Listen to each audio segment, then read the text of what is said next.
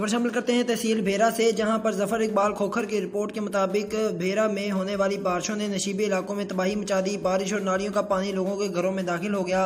बच्चे बूढ़े घरों में महसूर होकर रह गए हैं। हफ्ता से ज़ायद अरसा गुजरने के बाद भी इलाका मकीनों के बार बार तवज्जो दिलाने के बावजूद एडमिनिस्ट्रेटर, बल्दिया और एहलकारों के कानों पर जूं तक नहीं रहेंगी। सबसे ज़्यादा मुतासिर होने वाले इलाकों में नसीराबाद कॉलोनी, मुआविया टाउन के मकीनों का पानी निकासी न होने पर बल्दिया के दफातर में हुक्काम के खिलाफ एहतजाजी मुजाहरा भी किया गया।